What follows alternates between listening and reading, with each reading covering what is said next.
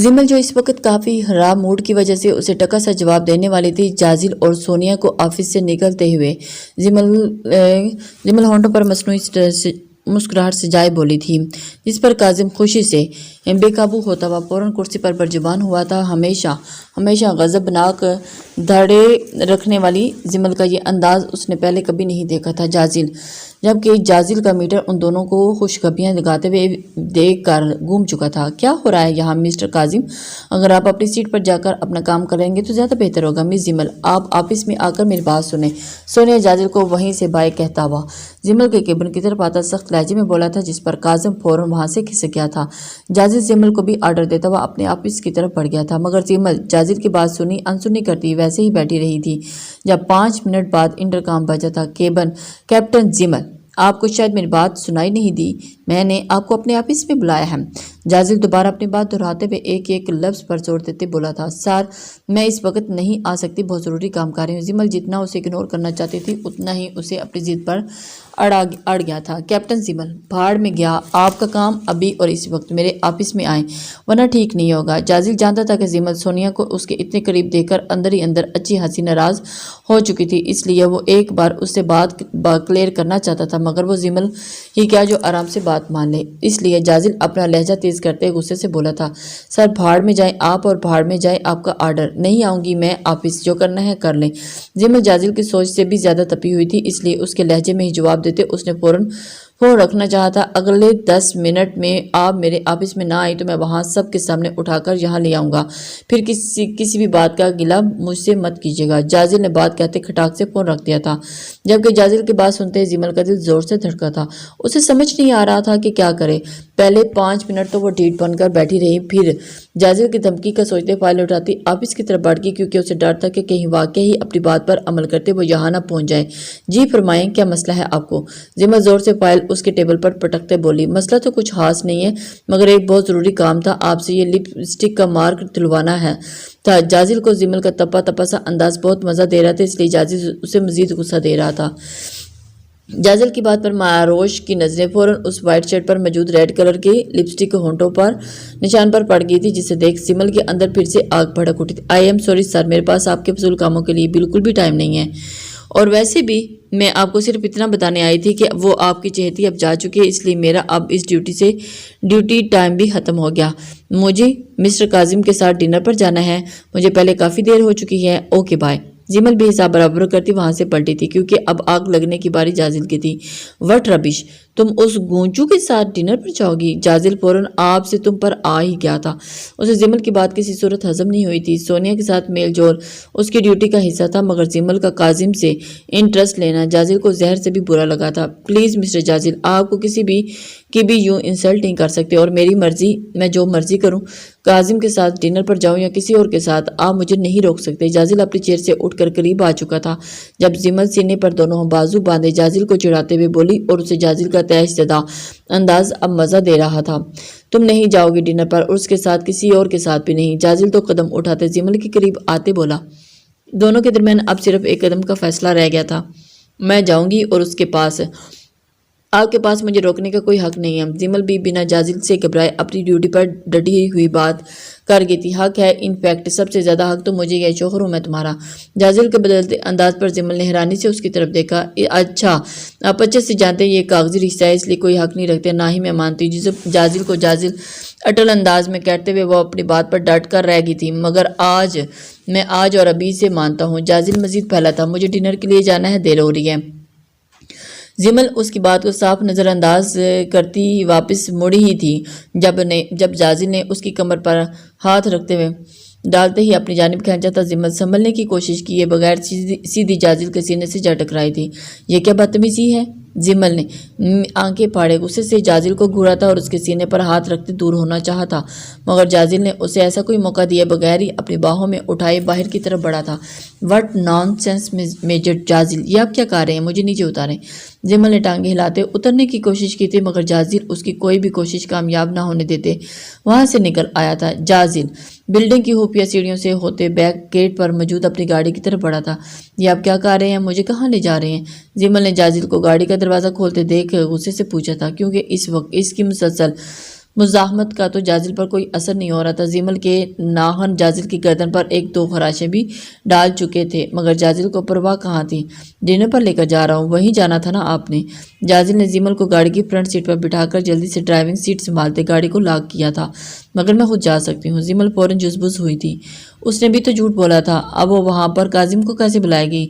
جازل زیمل کی کسی بھی بات کا جواب دیے بغیر گاڑی ڈرائیو کرتا رہا تھا۔ کچھ دیر بعد گاڑی ایک خوبصورت سے گھر کے سامنے جا رکی تھی، جو باہر سے تو بہت ہی شاندار لگ رہا تھا مگر اندر سے بالکل اندھیرے میں ڈوبا ہوا تھا۔ گارڈ کے گیٹ کھولتے ہی جازل گاڑی اندر لے آیا تھا۔ یہ کس کا گھر ہے؟ آپ مجھے یہاں کیوں لائے ہیں؟ زیمل کے سوال پر ایک بار پھر سٹارٹ ہو چکے تھے، مگر جازل اسی طرح خاموش سادے زیمل کے ہاتھ پکڑے اپنے اسے گاڑی سے باہر نکالا تھا۔ پہنچ سے نکلتے ہی جازل اس کے لیے اندر کا دروازہ بڑا تھا۔ جیسے ہی زیمل نے قدم اندر رکھا تھا، اچانک لائٹس آن ہوئی تھی اور سامنے کا دل فریب منظر دیکھتے ہی زیمل مبہوت رہ گئی تھی۔ پورے ہال کو وائٹ کلر کے مختلف قسم کے پھولوں سے سجایا گیا تھا۔ اسٹائلش سے دیے پھولوں کے درمیان پڑے ان کی خوبصورتی میں مزید اضافہ کر رہے تھے۔ زیمل نے ارد گرد کا جائزہ لیتے قدم اندر کی طرف بڑھائے تھے۔ اس کے لیے یہ سب سے بہت ہی انوکھا اور خوبصورت تھا۔ اتنی خوبصورت، اتنی دل زبردست اور دل فریب ڈیکوریشن اس نے پہلے کبھی نہیں دیکھی تھی۔ وائٹ کلر اس کا فیورٹ کلر تھا، مگر آج جس طرح ہر چیز میں اس کا استعمال کیا گیا تھا، یہ کلر اسے اتنا اچھا کبھی نہیں لگا تھا۔ ہال کے بالکل درمیان فانوس کے بالکل نیچے ایک خوبصورت سے بوکے پڑا ہوا تھا۔ زیمل نے اچانک ہوش میں آتے پلٹ کر جازل کی طرف دیکھا تھا، جو وہیں پر موجود سینے پر ہاتھ باندھے زیمل کی طرف دیکھ رہا تھا۔ اس کے اپنی طرف متوجہ ہونے پر دھیرے دھیرے قدم اٹھاتا وہ اس کے قریب آیا تھا۔ یہ سب کیا ہے؟ مطلب یہ سب کس کے لیے ہے؟ زیمل کے بیتوقع سوال پر جازل نے مسکراتے نفی میں سر ہلا دیا تھا۔ سونیا کے لیے۔ کیا سب اچھا ہے نا؟ اسے پسند آئے گا نا؟ جازل کی آنکھوں میں چھپی شرارت پر بغیر غور کیے اس کی بات کو سچ سمجھتے زیمل کا موڈ آف ہوا تھا۔ ہاں بہت اچھا ہے، اسے بہت پسند آئے گا۔ زیمل جازل کو دانت پیس کر جواب دیتی وہاں سے جانے کے لیے مڑی تھی۔ کیپٹن زیمل، کیا آپ اس چھوٹے بندے کے ساتھ آگے اپنی پوری زندگی گزارنا چاہیں گی؟ جازل نے زیمل کی کلائی کو اپنی گرفت میں لیتے جو بات کہی تھی اس نے زیمل کو پلٹنے پر مجبور کر دیا تھا۔ اسے سمجھ نہیں آیا تھا کہ جازل نے یہ بات مذاق میں کہی یا واقعی وہ سیریس ہے۔ زیمل کے ساکت انداز پر جازل ہولے سے مسکرایا تھا۔ میں اظہار کے معاملے میں بالکل اناری ہوں، نہیں جانتا تم تک اپنے جذبات کیسے پہنچاؤں۔ ہاں مگر اتنا جانتا ہوں کہ میں تم سے بہت محبت کرنے لگا ہوں، محبت جس رشتے میں کچھ ٹائم پہلے واقف ہی نہیں تھا، ایک پل کے لیے بھی مجھے اندازہ ہی نہیں تھا۔ ہمارا رشتہ جو صرف ایک کانٹیکٹ کی بیس پر کیا گیا تھا، میں اس کی اپنی زندگی میں سب سے اہم رشتہ بنانا چاہتا ہوں۔ کیا تمہیں میرا ساتھ منظور ہے؟ جازل کی بات پر زیمل حیرت زدہ آنکھیں ہوئے اسے دیکھتے گئی تھی۔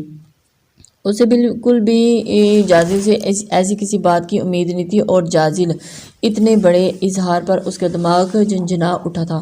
پہلی دفعہ اسے اپنے دل کی دھڑکن آؤٹ آف کنٹرول محسوس ہوئی تھی، مگر وہ ابھی کچھ بھی سمجھنے کی پوزیشن میں نہیں تھی۔ اس کے لیے یہ سب نیا تھا، نہ ہی وہ خود کو مینٹلی تیار کر پائی تھی اور نہ ہی اس سب کے لیے اس کا مائنڈ تیار تھا۔ اس کی یہ پوزیشن دیکھتے ہوئے اس کے دل کی ہارٹ بیٹ ایک مس ہوئی تھی۔ وہ ساری سچویشن کو سمجھنے سے بالکل قاصر تھی۔ اسے سمجھ بھی کچھ بھی نہیں آ رہا تھا کہ اچانک جازل نے اس کے سر پر بم پھوڑا تھا۔ نہیں، ایسا نہیں ہو سکتا۔ میجر جازل، یہ آپ کیا کہہ رہے ہیں؟ آئی تھنک آپ ضرور کوئی غلط فہمی ہوئی ہے۔ زیمل کی بات پر جازل کو جھٹکا لگا تھا۔ Are you crazy Zimal? غلط فہمی کی بنیاد پر میں یہ سب کروں گا؟ زیمل کے الٹے جواب پر جازل کا دماغ گھوم چکا تھا۔ وہ زیمل کی اپنے لیے فیلنگز سمجھ چکا تھا، مگر زیمل خود ہی ابھی کچھ بھی سمجھنے سے قاصر تھی۔ نہیں، میرا مطلب نہیں تھا۔ زیمل نے جازل کا بدلتا موڈ دیکھتے تو بات کو سنبھالنا چاہا تھا، مگر اس سے پہلے ہی جازل کے موبائل پر آنے والی رنگ پر اس کی طرف متوجہ ہوا تھا اور بات سنتے ہی عجلت میں زیمل کو ڈرائیور کے ساتھ گھر جانے کی ہدایت کرتا وہ وہاں سے نکل گیا تھا، جبکہ زیمل خاموش نظروں سے اسے جاتے دیکھ رہی تھی۔ اسے جازل کو ایک بار پھر ناراض کر دیا تھا۔ جازل کے ایک بار پھر دھتکارنے کے باوجود اتنی محبت سے اس کی طرف بڑھا تھا، مگر ایک بار پھر بیوقوفی کا مظاہرہ کرتے ہوئے اسے خود سے دور کر چکی تھی۔ اگر میرا بیٹا ان ایجنسی والوں کو ہاتھ لگ گیا تو کسی کو نہیں چھوڑوں گا، سب کو تباہ کر دوں گا۔ GSK کو کسی پل بھی چین نہیں مل رہا تھا۔ وہ ہر حال میں اپنے بیٹے تک پہنچنا چاہتا تھا، مگر برہان کا کچھ پتہ نہیں چل رہا تھا۔ اس وقت بھی اپنے آدمی کی مخبری پر وہ ایک علاقے میں پہنچا تھا، مگر وہاں پر برہان کا نام و نشان بھی موجود نہیں تھا۔ بابا آپ کو اس طرح وہاں اکیلے نہیں جانا چاہیے تھا، یہ دشمنوں کی کوئی سازش بھی ہو سکتی تھی ہے، اور وہ علاقہ تو ویسے بھی ہمارے لیے سیف نہیں۔ ہمایوں ZSK سے بات کرتا فکر مند ہوا لہجے میں بولا تھا، تو کیا ہاتھ پر ہاتھ رکھ کر بیٹے کی موت کا انتظار کرتا رہوں؟ ZSK نے غصے میں کہتے فون بند کر دیا تھا جب اچانک اس کی گاڑی پر فائرنگ سٹارٹ ہو چکی تھی اور اس کے پروٹوکول والی گاڑی پہلے سے بلاسٹ میں اڑا دیا گیا تھا۔ یہ سب دیکھتے ہوئے ذوالفقار جلدی سے اپنا اسلحہ نکالتا ہوا نکلا تھا، مگر باہر گولیوں کی بچھاڑ شروع ہو چکی تھی اور اس کے آدمی ایک بعد ایک گر رہے تھے۔ ذوالفقار کا اکیلا ان سے مقابلہ کرنا ناممکن ہو گیا تھا۔ ابھی اسے اپنی جان بچانا بھی مشکل ہی لگ رہا تھا کیونکہ آگے دونوں گاڑیوں کو آگ لگ چکی تھی۔ ذوالفقار نے جیسے اپنی گاڑی کے پیچھے سے نکل کر بھاگنا چاہا، حملہ آوروں نے دور ہی سے اس پر فائر کھول دیا تھا۔ اس کا نشانہ سیدھا ذوالفقار کے سینے پر تھا اور اس سے پہلے کہ اس کی گن سے نکلنے والی گولیاں ذوالفقار کا کام تمام کرتی، کسی نے اسے بازو سے پکڑ کر دوسری جانب گھسیٹا تھا اور ذوالفقار کی ڈھال بنتے حملہ آوروں پر جوابی فائرنگ شروع کر دی تھی۔ جس طرح وہ شخص دھڑا دھڑ حملہ آوروں کو گرا رہا تھا، اس وقت وہ ذوالفقار کو کسی فرشتے سے کم نہیں لگا تھا۔ پرزور انداز سے اس کا سب کا مقابلہ کرتے اس شخص نے اگلے چند منٹوں میں ان سب لوگوں کو وہاں سے بھگانے پر مجبور کر دیا تھا۔ خطرہ ٹلتے دیکھ کر وہ جلدی سے ذوالفقار کی طرف بڑھا تھا۔ صاحب آپ ٹھیک ہو؟ آپ کو چوٹ تو نہیں لگی؟ وہ اس کی طرف بڑھتے ہوئے ذوالفقار کو پکڑ کر اوپر اٹھاتے اس نے پوچھا، تم کون ہو اور یہاں کیسے پہنچے اور اپنی جان خطرے میں ڈال کر میری جان کیوں بچائی؟ ذوالفقار نے اس کی بات اگنور کرتے ہوئے اپنے دماغ میں موجود الجھنوں کو ختم کرنا چاہا۔ ذوالفقار کے مشکوک انداز پر وہ شخص ہولے سے مسکرایا تھا۔ صاحب گلزار نام ہے میرا، یہ جس گاؤں سے آپ گزر رہے ہیں نا، اسی کا ایک غریب سا باسی ہوں۔ میں وہاں اپنے کھیتوں میں کام کر رہا تھا جب یہاں کسی کو مشکل میں دیکھ کر مدد کرنے آیا۔ اپنے علاقے میں کسی کے ساتھ ایسے ہوتے نہیں دیکھ سکتا۔ گلزار نے اپنی بڑی بڑی مونچھوں کو تاؤ دیتے اپنا تعارف کروایا تھا، مگر جس مہارت سے تم نے ان لوگوں کا مقابلہ کیا ہے اور تمہارا بندوق استعمال کرنے کا انداز دیکھ کر تو لگتا نہیں تم ایک آدمی ہو۔ گلزار کی بات سننے کے باوجود ذوالفقار کو تسلی نہیں ہو پائی تھی۔ صاحب پیٹ کی بھوک کچھ بھی کروا دیتی ہے، ان سے تو چولی دامن کا ساتھ ہے، مگر 2 سال ہو گئے ان کا ساتھ چھوڑے، یہ تو ابھی وہاں آپ کے آدمی کے پاس سے اٹھائی ہے۔ اوکے صاحب اب میں چلتا ہوں۔ گلزار ہاتھ میں پکڑی بندوق ذوالفقار کی طرف بڑھاتے وہاں سے جاتے بولا، 1 منٹ رکو، کیا تم مجھے اپنی کہانی تفصیل سے سنا سکتے ہو؟ کیا پتہ میں تمہاری مدد کر سکوں۔ گلزار کے بڑھتے 2 قدم ذوالفقار کی آواز پر تھمے تھے۔ کیا مطلب کیسی مدد؟ گلزار نے سوالیہ نظروں سے اس کی طرف دیکھا تھا کہ تم پہلے اپنے بارے میں بتاؤ مجھے، پھر میں تمہیں جواب دوں گا۔ اس کی بات پر ذوالفقار کی گہری نظریں گلزار کا ایکس رے کرنے میں مصروف تھی۔ وہ اسے اپنے کام کا بندہ لگا تھا۔ نہ صاحب جی، مجھے تو پاگل کتوں نے کاٹا ہے کیا جو اپنے سارے پچھلے کرتوت آپ کو بتا دوں؟ آپ جو آگے کوئی پولیس والے نکلے تو بے موت مارا جاؤں گا۔ گلزار نے پولیس کا سوچتے جرجری سی لی تھی۔ اس کے انداز کو دیکھتے ZSK نے کہکا لگایا تھا، ایسا کچھ نہیں ہے، تم مجھ پر اعتبار کر سکتے ہو۔ ذوالفقار کے بار یقین دلانے پر آخر کر گلزار راضی ہو ہی گیا تھا۔ صاحب ماں تو پیدا ہوتے ہی پوت ہو گئی تھی، باپ نے مزدوری کرتے بال پوس کر بڑا کیا، مگر قسمت کا کچھ اور ہی منظور تھا۔ ابھی میں بمشکل 15 سال کا ہوا تھا جب میرا باپ کینسر جیسے موذی مرض کا شکار ہوا۔ میرے پاس کھانے پینے کے پیسے نہیں تھے، اتنے مہنگے علاج کا انتظام کہاں سے کرتا، مگر اپنے باپ کو یوں تڑپ تڑپ کا مرنے بھی نہیں دے سکتا تھا۔ ان دنوں میری ملاقات ایک کالی نامی شخص سے ہوئی تھی اور پھر اسی کے ساتھ اس وقت ایک مشہور ڈاکو مانا جاتا تھا۔ میری پریشانی سمجھتے کچھ دنوں کی ٹریننگ دینے کے بعد اس نے مجھے اپنے ساتھ کام پر رکھ لیا تھا۔ ڈاکو ہونے کے ساتھ ساتھ کچھ ہی عرصے میں کرائے کا گنڈا بھی بن گیا تھا۔ پیسے کی بھوک ایسی ہوتی ہے صاحب کے باپ کے علاج کے لیے اب پیسہ ہی پیسہ ہے، مگر پیسہ سب بیکار چلا گیا، کیونکہ 2 سال پہلے میرے باپ زندگی کی جنگ ہارتے مجھے اکیلا چھوڑ کر ہمیشہ کے لیے چلا گیا۔ بات کرتے گلزار کی آنکھوں سے آنسو بہہ نکلے تھے۔ ذوالفقار کی اس کی ایک ایک حرکت پر نظر تھی۔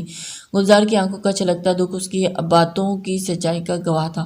ذوالفقار نے اس کے کندھوں پر ہاتھ رکھتے اسے حوصلہ دیا تھا۔ 2 سال ہوئے وہ کام چھوڑے، مگر آج ان بندوقوں کو دیکھتے اندر کی آگ باہر آ گئی تھی۔ گلزار نے اپنے آنسو صاف کرتے کہا تھا، میرے ساتھ کام کرو گے؟ ذوالفقار کی بات پر گلزار نے جھٹکے سے سر اٹھایا۔ کو مطلب صاحب جی، میں سمجھا نہیں، آپ اتنے بڑے آدمی ہو، آپ کو میری کیا ضرورت؟ گلزار اس کی شاندار گاڑیوں اور گارڈز کی طرف دیکھتے ہوئے بولا تھا، بہت ضرورت ہے، تم اچھے سے سوچ لو، یہ میرا ایڈریس ہے، کل اس پر آ جانا۔ تمہارا انکار ہم دونوں کے لیے فائدہ مند ہو سکتا ہے، عیش کرو گے اور میرے ساتھ کام کر کے۔ ذوالفقار کی آنکھوں کی فرعونیت واضح تھی، وہ اسے اپنے انداز میں پھنسا چکا تھا، لیکن گلزار بھی، جب اسی لمحے ہمایوں اپنے گارڈ سمیت وہاں پہنچا تھا۔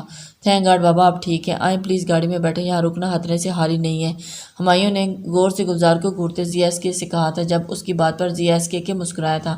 مجھے یہاں اب کوئی خطرہ نہیں ہے۔ اس کا اشارہ گلزار کی طرف تھا، جس پر گلزار نے سینے پر ہاتھ رکھ کر سر کو ہلکے سے ہم کر دیا تھا۔ ذوالفقار اسے ایک بار پھر اپنی مدد ماننے کی ہدایت دیتا ہوا وہاں سے نکل آیا تھا۔ بابا یہ شخص کون تھا؟ گاڑی میں بیٹھتے ہمایوں نے فوراً تجسس کے مارے سوال کیا تھا، کیونکہ ذوالفقار کے مزاج سے وہ اچھے سے واقف تھا۔ وہ کسی بھی شخص سے بلا وجہ بات نہیں کرتا، اور مسکرانا تو دور کی بات ہے، اسی نے حملہ آوروں سے بچایا مجھے۔ محسن ہے میرا۔ زی ایس کے کی گلزار نے کچھ زیادہ ہی امپریس کر دیا تھا، مگر آپ کو اسی طرح اتنی جلدی کسی پر اتنا ٹرسٹ نہیں کرنا چاہیے۔ ہمایوں نے اسے ہوشیار کرنا چاہتا۔ ہم جانتا ہوں، اس لیے تمہاری ڈیوٹی ہے کل تک اس گلزار کا سارا بایو ڈیٹا میرے سامنے ہونا چاہیے۔ ذوالفقار کی بات پر ہمایوں نے اس بات میں سر ہلایا تھا۔ سوخا نے جن لوگوں کی نشاندہی کی تھی، کچھ پتہ چلا ان کا یا نہیں؟ مجھے جلد از جلد اس ٹیم کے ہر ممبر کی ساری انفارمیشن چاہیے۔ ذوالفقار کی پریشانیوں میں دن بدن اضافہ ہوتا جا رہا تھا، اور اس کی چھٹی حصی اسے کچھ برا ہونے کے الارم دے رہی تھی۔ اس بار تو وہ سب کچھ چھوڑ کر بھاگ بھی نہیں سکتا تھا، کیونکہ اس کا بیٹا خطرے میں تھا۔ آج تو بڑی رونق لگی ہوئی ہے، یہ واؤ کتنی زبردست مہندی لگ رہی ہے نا۔ ماروش لاؤنج میں داخل ہوتے ہوئے خوشگواریت سے بولی تھی۔ یہاں تو ہر طرف رنگ اور خوشبو پھیلی ہوئی تھی۔ ماہی آؤ نا تم بھی لگواؤ۔ نیہا جو دونوں ہاتھوں میں بھر بھر کر مہندی لگوا چکی تھی، ماروش کو بھی اپنے پاس آنے کا اشارہ کیا تھا۔ باقی سب خواتین بھی وہاں برجمان کسی نہ کسی صورت کام میں مصروف تھی، مگر یہ سب ہو کس خوشی میں رہا ہے؟ زمل نیہا کے پاس بیٹھتے ہوئے جواب دینے سے پہلے نیہا ماروش کا ہاتھ مہندی لگانے والی کی ہاتھ میں دے چکی تھی۔ ارتضیٰ بھائی کی شادی ہو رہی ہے نا، تمہیں بتایا تھا نا ان کی شادی کے بارے میں، تم بھول گئی شاید۔ نیہا کی بات پر ماروش ساکت نگاہوں سے اس کی طرف دیکھ رہی تھی۔ آنکھوں سے بے اختیار آنسو رواں ہو چکے تھے، جنہیں چھپانے کے لیے ماروش نے چہرہ جھکا لیا۔ سب لوگ انہی دونوں کی طرف متوجہ تھے۔ ماروش کوئی سخت رد عمل دے کر کسی کے سامنے کچھ بھی ظاہر نہیں کرنا چاہتی تھی۔ اس کا دل چاہا تھا کہ اس سنگ دل بے وفا کے پاس جائے اور اسے پوچھے کہ اور کتنے ظلم ڈھانے باقی ہیں۔ اگر یہ سب بھی کرنا تھا تو وہ نرم محبت بھرا رویہ اختیار کرنے کی کیا ضرورت تھی؟ کیوں دل میں بہار لا کر ایک بار پھر اسے ویرانیوں کے سپرد کرنا چاہتے ہو؟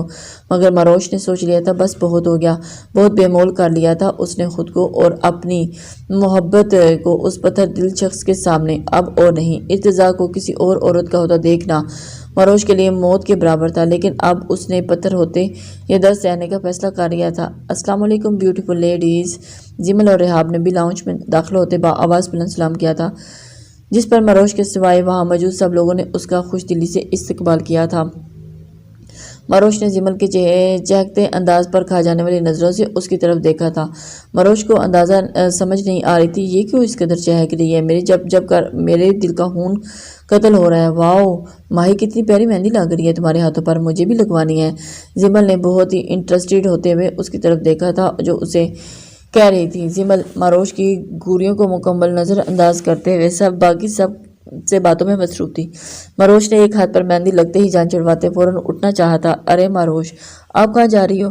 دوسرے ہاتھ پر بھی لگوائیں نا، بہت اچھی لگے گی۔ ماروش کو اٹھتے دیکھ کر رحاب نے اس کو بنا کچھ بولنے کا موقع دیے اس کو دوسرا ہاتھ بھی آگے کر دیا۔ ماروش نے بیچارگی سے رحاب کی طرف دیکھا جو اب ہلکا پھلکا مسکرا تھی۔ ماروش کو اس وقت ہر بندہ اپنا دشمن لگ رہا تھا۔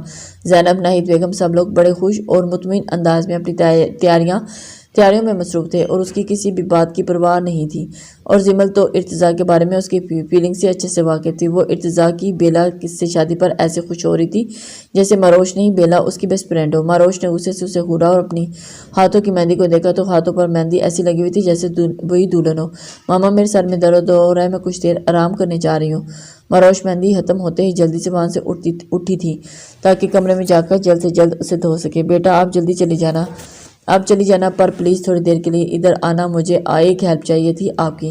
ناہید بیگم نے پیار سے پچکارتے ماہی کو اپنی طرف بلایا تھا، کیونکہ وہ ماروش کو اندر جانے کا مقصد اچھے سے سمجھ گئی تھی۔ ماروش مجبوراً ان کے پاس جا بیٹھی۔ بیٹا آج ہی یہ سیٹ جولر نے بنا کر بھیجا ہے، ارتضیٰ کی دلہن کے لیے بنوائے ہیں میں نے، مگر سمجھ نہیں آ رہا کل بارات کے لیے ان سب میں سے کون سا سیٹ اچھا لگے گا۔ ناہید بیگم کی بات پر ماروش نے ایک خفا نظر ان پر ڈالی تھی۔ ان کے یہاں آنے سے لے کر اب تک ناہید بیگم نے زینب سے زیادہ پیار کیا تھا، اسے اپنی سگی ماں سے بھی زیادہ، مگر اب اس کی دل کی حالت اتنی انجان کیوں بن رہی تھی؟ وہ بڑی ماما بہت ہی اچھے ہیں، کچھ بھی سمجھ نہیں آ رہی، پلیز اسی میں سے پوچھ لیں۔ ماروش کا صبر جواب دے چکا تھا، وہ بہت نرمی سے انہیں جواب دیتی وہاں سے اٹھ گئی تھی۔ اس کے وہاں سے جاتے ہی سب نے مانی ہیز نظروں سے ایک دوسرے کی طرف دیکھا تھا۔ ہائے اللہ، مجھے تو ماہی سے بہت ڈر لگ رہا ہے، کل جیسے ہی اسے سب پتہ چلے گا سب سے پہلے اس نے میرا ہی گلا دبا دینا ہے۔ ابھی بھی کتنے غصے سے دیکھ رہی تھی مجھے۔ ارتضیٰ سر کو بھی لگتا ہے اتنے مشکل مشن کرتے ہوئے اب اپنی اصل زندگی میں بھی ہر کام الٹے طریقے سے کرنے کی عادت ہو گئی ہے۔ زمل کی بات پر وہاں سب کے چہرے پر مسکراہٹ بکھر گئی تھی۔ ماہی کا اترا چہرہ دیکھ کر میرا تو اپنا دل کر رہا تھا کہ اسے سب سچ بتا دو، مگر اپنے بقول ماہی کے خڑوس بندے کا سوچ کر چپ ہی کر گئی۔ ناہید بیگم بھی مروش کو اداس دیکھ کر خود بھی اداس ہوئی تھی۔ اب اتنا خڑوس بھی نہیں ہے میرا بیٹا، ماہی کو نہ بتانے کے پیچھے بھی اس کا کوئی ریزن ہوگا، کیونکہ ماہی کو پریشان تو اب وہ خود بھی نہیں دے سکتا۔ زینب بیگم کے لہجے میں ارتضیٰ کے لیے بھی اپنا محبت تھی۔ ریحاب، زمل بیٹا اب دونوں کے ڈریسز تیار کروا دیے ہیں میں نے، آپ لوگ جا کر ایک دفعہ چیک کر لیں۔ نیہا آپ جا کر دکھا دو۔ ناہید بیگم کی بات پر وہ تینوں سر ہلاتے اوپر کی طرف بڑھ گئی تھی۔ ماروش غصے بھری نظروں سے سامنے پڑے ڈریس کو گھورے جا رہی تھی جو آج رات کی مہندی میں پہننے کے لیے اس کی طرف بھجوایا گیا تھا۔ ماروش کا دل چاہ رہا تھا کہ اس ڈریس کو آگ لگا دے، کسی کو اس کے جذبات کی پرواہ نہیں تھی۔ شام سے رات ہو چکی تھی مگر نہ ہی وہ باہر نکلی تھی اور نہ ہی باہر سے کوئی اندر اس کے کمرے میں آیا تھا۔ بس ایک بار ملازمہ نے آ کر ڈریس اور جوڑی اسے دی تھی۔ مروش کو اپنی بے وقتی پر رونا آ رہا تھا اور اس پر جان چھڑکنے والی اس کی ماما اور بڑی ماما بھی آج اسے بھولی ہوئی تھی، اس لیے آج اسے ارتضیٰ سے تو کوئی گلہ تھا ہی نہیں، کیونکہ وہ تو تھا ہی سدا کا ظالم اور سنگ دل انسان۔ اسے تو پہلے بھی کبھی مروش کے جذبات کی پرواہ رہی نہیں تھی جو آج کرتا، اور ویسے بھی تو وہ ہواؤں میں اڑ رہا ہوگا۔ ارتضیٰ سمیت گھر والوں کی بے حسی کے بارے میں سوچتے مروش کی آنکھوں میں آنسو بہہ نکلے تھے۔ اس کی بیسٹ فرینڈ زمل جو اچھے سے ارتضیٰ کے لیے اس کی بے انتہا محبت اور تڑپ سے آگاہ تھی، شام میں آ چکی تھی مگر اسے بھی ایک بار توفیق نہیں ہوئی تھی آ کر اس کا حال بھی پوچھ جائے۔ مگر ماروش یہ نہیں جانتی تھی کہ ان سب کے آج دور دور رہنے کی وجہ ماروش کو اگنور کرنا یا بھولنا نہیں بلکہ اس کے سامنے پول نہ کھل جائے یہ ریزن تھا۔ ماروش اپنی ہی سوچوں میں بری طرح غرق تھی جب اسی وقت دروازہ نہ کرتے زینب بیگم اندر داخل ہوئے۔ ہلکے گولڈن کلر کے خوبصورت شیپون کے سوٹ میں نفاست سے سر پہ سجائے وہ بہت ہی پروکار سی لگ رہی تھی۔ ان کو دیکھ کر ماروش کو اندازہ ہو چکا تھا کہ باہر اب سب لوگ ریڈی ہو چکے ہیں۔ بیٹا آپ ابھی تیار ہی نہیں ہوئی؟ بس تھوڑی دیر میں مہندی کا فنکشن سٹارٹ ہونے والا ہے۔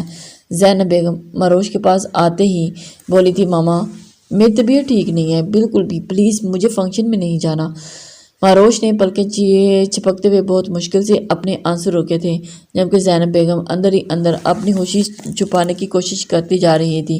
بیٹا کوئی بات نہیں، تھوڑی دیر کی تو بات ہے۔ ماروش میں آپ کے اس رویے کی مجھے سمجھ نہیں پا رہی، آپ ایسا بیہیو کیوں کر رہی ہیں؟ نیچے سب مہمان آ چکے ہیں، بار بار آپ کو پوچھ رہے ہیں اور کب سے روم میں بند ہو بیٹھی ہو؟ کیا اس سب کا ریزن ارتضیٰ کی شادی ہے؟ زینب بیگم نے کھوجتی نظروں سے ماروش کی طرف دیکھا تھا۔ نہیں ماما ایسی بات نہیں ہے۔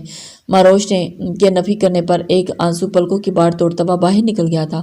ماروش کی کیفیت دیکھتے زینب کو اپنے سوال کا جواب مل گیا تھا۔ وہ یہاں صرف اپنی تسلی کرنے ہی آئی تھی کہ ماروش ارتضیٰ سے انکاری سچ میں تھی یا صرف کچھ غلط فہمیوں کی بنا پر ایسا کر رہی تھی، کیونکہ ہر حال میں انہیں اپنی بیٹی کی خوشی ہی عزیز تھی۔ اچھی بات ہے، ایسا ہونا بھی نہیں چاہیے بیٹا، یہ آپ کا اپنا فیصلہ ہے۔ آپ نے ہی جب ارتضیٰ سے ملنے تک انکار کر دیا ہے تو ارتضیٰ کو اپنی لائف کے بارے میں کوئی فیصلہ تو کرنا ہی تھا نا۔ اس لیے آپ میری پیاری بیٹی فوراً اٹھے اور اچھا سا تیار ہو کر باہر آ جائے۔ سب لوگ تم سے ملنا چاہتے ہیں، میں زمل اور ریحاب کو بھیجتی ہوں، وہ آپ کو جلدی تیاری کروانے میں مدد کروا دیں گی۔ زینب محبت سے ماروش کو پچکارتے ہوئے وہاں سے نکل گئی تھی۔ ماروش نے غصیلی نظروں سے سامنے پڑے لہنگے کی طرف دیکھا تھا۔ پنک اور لائٹ گرین کنٹراسٹ کا وہ بہت خوبصورت کامدار بھاری لہنگا تھا۔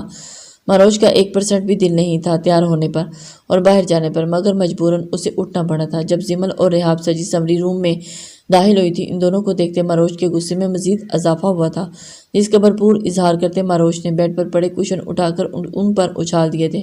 ابھی بھی کیا ضرورت تھی آنے کی، جاؤ جا کر باہر انجوائے کرو نا۔ ماروش کے دانت پیسنے پر وہ دونوں بے ساختہ عمر ڈالنے والی ہنسی چھپائی تھی اور پیچھے آگے بڑھی تھی۔ ماہر نیچے بہت کام ہے، وہی مصروف تھے اور ہم نے سوچا تم آرام کر رہی ہو اس لیے تمہیں ڈسٹرب نہ کریں۔ زمل نے سلاجو انداز میں آگے بڑھتے ہوئے ماروش کا غصہ کم کرنا چاہا تھا۔ ماروش جلدی سے تیار ہو جو نیچے فنکشن شروع ہونے والا ہی تھا۔ ریحاب کو ڈر تھا کہ زمل ماروش کی حالت دیکھ کر کچھ بول ہی نہ دے، اس لیے وہ جلدی سے بیچ میں بول پڑی، ہاں جا رہی ہوں۔ ماروش بے دلی سے ڈریس اٹھاتے ہوئے واش روم کی طرف بڑھ گئی تھی۔ مہندی کے فنکشن کا انتظام نور پیلس کے بڑے سیلون میں کیا گیا تھا اور سیکورٹی ریزنز کی وجہ سے انوائٹ بھی صرف کچھ خاص اور قریبی لوگوں کو ہی کیا گیا تھا۔ خوبصورت سیلون کا نظارہ آج دیکھنے کے لائق تھا۔ وہاں موجود ہر چیز کی برقی کمکموں سے سجایا گیا تھا، ہر طرف رنگ رنگی خوشبو پھیلی ہوئی تھی۔ اسٹیج کو بہت ہی دلکش انداز میں گلاب کے پھولوں سے سجایا گیا تھا، جن میں زیادہ استعمال اورنج اور یلو فلاورز کا کیا گیا تھا۔ اسٹیج پر رکھے لکڑی کے جھولے کو بہت ہی شاندار اور منفرد انداز میں سجایا گیا تھا، جس پر دولہا دلہن نے بیٹھنا تھا۔ رحاب زمل بیٹا ماروش کہاں ہے؟ وہ آئی نہیں آپ لوگوں کے ساتھ؟ بیگم ناہید بیگم ان دونوں کو وہاں سے آتا دیکھ کر ان کے قریب آئی تھی۔ آنٹی آپ فکر مت کریں، ماہی تیار ہو چکی ہے، بس آتی ہی ہوگی۔ زمل کی بات پر ناہید بیگم مطمئن ہوتے باقی مہمانوں کی طرف بڑھ گئی۔ اسی اثنا دولہا کی آمد کا شور اٹھا تھا۔ سب کی نظریں انٹرنس کی طرف گئی تھی، جہاں سے ارتضیٰ، جازل اور ارحم تینوں بلیک کرتے اور شلوار میں ملبوس بڑی چاند سے چلتے وہاں داخل ہوئے تھے۔ وہ تینوں وہاں موجود تمام لڑکیوں کے دل کی دنیا ہلا گئے تھے، جبکہ ارتضیٰ سکندر تو آج چھبی نرالی تھی۔ ہمیشہ سنجیدہ اور سخت مزاج رکھنے والے ارتضیٰ کے چہرے پر آج مسکراہٹ غائب ہی نہیں ہو رہی تھی۔ ناہید اور زینب بیگم نے آگے بڑھتے ان تینوں کی نظر اتاری تھی۔ ناہید بیگم آج اتنے سالوں بعد اپنے بیٹے کو اتنا خوش اور مطمئن دیکھ اندر تک سرشار ہو گئی تھی۔ ان کی نظریں ارتضیٰ کے خوش اور خرم چہرے سے ہٹانے کو نہیں ہٹ رہی تھی۔ ارتضیٰ کی متلاشی نظریں ماروش کو ارد گرد ڈھونڈ رہی تھی، جو کہ اسے نظر آئی تھی۔ حوصلہ کریں میجر صاحب، کیپٹن ماروش نے ادھر ہی آنا ہے۔ ارتضیٰ کی بے چینی نوٹ کرتے ارحم نے اسے چھیڑا تھا۔ ماما کہاں ہے ماروش؟ مجھے دیکھنا ہے اسے، اب لے آئیں بھی، مجھے مزید ویٹ نہیں ہو رہا۔ وہ بھی آگے سے ارتضیٰ ہی تھا، ارتضیٰ سکندر تھا۔ ارحم کی بات کا اثر لیے بغیر ہی بڑی ہی ڈٹھائی سے اس نے ناہید بیگم کو کہا تھا۔ ناہید بیگم جو اسے صبر کا مظاہرہ کرتے ہوئے کہہ کر آگے بڑھتے، ہاں جی اچھے سے دیکھ رہی ہوں تم سب کی نظروں کو، تینوں کو جو بے چینی ادھر ادھر گھما رہے ہو نا، تھوڑا سا صبر کر لو، ابھی لے آتی ہوں تینوں کو۔ وہ تینوں ایک ساتھ باہر کی طرف بڑھ رہی تھی اور سب کی نظر ان تینوں کے اوپر ہی منجمد تھی۔ ناہید بیگم نے ہنستے ہوئے ان سب کا مذاق بنایا تھا۔ وہ اچھے سے ان تینوں کی بھٹکتی نظریں نوٹ کر رہی تھی۔ ان کی بات کو انجوائے کرتے ہوئے تینوں کا مشترکہ کہکہ گونجا تھا۔ جب اچانک کال آ جانے پر جازل معذرت کرتا ہوا سائڈ پر چلا گیا تھا۔ ارتضیٰ کے ساتھ باتیں کرتے ارحم کی نظر اچانک زمل کے ساتھ اس کی کسی بات پر کھلکھلا کر ہنستی اندر سے آتی رحاب پر پڑی تھی۔ رحاب پر نظر پڑتے ہی ارحم اپنی بات بھول چکا تھا۔ اورنج اور گولڈن کنٹراسٹ کے لانگ فراک کے نیچے گولڈن لہنگا پہنے بڑے سے کامدار دوپٹے کو آگے سے سینے اور شانوں پر پھیلائے کھلے بالوں کے ساتھ وہ ارحم کے حواس معطل کر گئی تھی۔ رحاب نے دونوں ہاتھوں میں چوڑیاں اور گجرے پہن رکھے تھے، جبکہ گلے اور گانوں میں بھاری سیٹ زیبتن کیے رکھا تھا۔ کیپٹن ارحم ہوش میں آ جائیں۔ ارتضیٰ نے ارحم کی حالت کو ملحوظ ہوتے ہوئے اسے چھیڑا، کیونکہ کچھ دیر پہلے وہ اسے ایسے ہی تنگ کر رہا تھا۔ رحاب نے خود پر کسی کی پرتعش نظریں محسوس کرتے ہوئے سامنے ہی دیکھا تھا۔ ارحم کو وہاں دیکھ رحاب کا دل زور سے دھڑکا تھا۔ وہ کب سے اسی کی تو منتظر تھی۔ زمل کی نظروں نے بھی ارتضیٰ اور ارحم کو وہاں دیکھ کر جازل کو ڈھونڈنا چاہا تھا، مگر وہ اسے کہیں نظر نہیں آیا، جس پر زمل کا دل فوراً سے بجھ گیا تھا۔ اسے اپنی ساری تیاری بیکار ہوتی محسوس ہوئی تھی۔ اسے پوری امید تھی کہ آج جازل ضرور آئے گا، وہ اسے اپنے برے سلوک کی معافی بھی مانگ لے گی، مگر جازل کو شاید اس بار اسے زیادہ ناراض کر دیا تھا۔ زمل خراب موڈ کے ساتھ رحاب کو ماروش کا پتہ کرنے اندر جانے کا کہتی وہاں سے پلٹی تھی۔ اپنی سوچوں میں الجھی ہوئی تھی، آگے چڑھ رہی تھی جب اچانک اس کا پیر لہنگے میں الجھا تھا۔ اس سے پہلے کہ وہ لڑکھڑا کر گرتی، وہ دو مضبوط بازوؤں نے فوراً اسے اپنے حصار میں لیتے گرنے سے بچایا تھا۔ جازل کو اپنے سامنے دیکھ کر زمل کا چہرہ کھل اٹھا تھا۔ دونوں ایک دوسرے کی آنکھوں میں اتنا گم ہو چکے تھے کہ ارد گرد کا ہوش بھول گئے تھے۔ بنا اس کے بازوں سے نکلنے کی کوشش کیے زمل اسی پوزیشن میں جازل کی باہوں میں سمٹی رہی تھی۔ ان دونوں کو اندازہ ہی نہیں تھا جبکہ جازل زمل کا سہانا روپ دیکھ کر مبہوت سا رہ گیا تھا۔ پرپل اور گولڈن لہنگا فراق میں بھاری گھونٹے سے مزین، زمل دوپٹے کو دائیں بائیں کندھوں پر ڈالے ہوئے گولڈن کلر کی بھاری جوڑی میں نظر لگ جانے کی حد تک حسین لگ رہی تھی۔ ہمیشہ رف اور ٹف حلیے میں رہنے والی زمل اس وقت تمام ہتھیاروں سے لیس جازل کو چاروں شانے چت کر گئی تھی۔ زمل نے بالوں کو کھلا چھوڑ کر ایک طرف کر کے آگے کی طرف رکھا تھا، جبکہ دوسری طرف اس نے نفیس سا خوبصورت جھومر لگا کر بالوں کو سیٹ کر کے رکھا تھا اور اس کے چہرے کے پیارے سے فیس کٹ کو مزید دلکشی بخش رہا تھا۔ جازل اور زمل ایک دوسرے میں اس طرح پوری طرح کھوئے ہوئے تھے کہ ماروش کے قریب آ جانے کا کوئی نوٹس ہی نہیں لیا تھا۔ بروش کے ہلکا سا کھنکھارنے پر وہ دونوں ہوش میں آتے ایک دوسرے سے جدا ہوئے تھے۔ آئی ایم سوری ڈسٹرب کرنے کے لیے، مگر دراصل آپ لوگ راستہ بلاک کر کے کھڑے تھے تو مجبوراً مجھے ایسا کرنا پڑا۔ مروش نے ان دونوں کو چھنپ کر پیچھے ہٹتا دیکھ کر شرارتی مسکراہٹ سے بتایا، مگر زیمل کو ایک سپاٹ نظر ڈالتے ہی بنا کوئی بات کہے وہاں سے ہٹ گیا تھا۔ زیمل جو اس وقت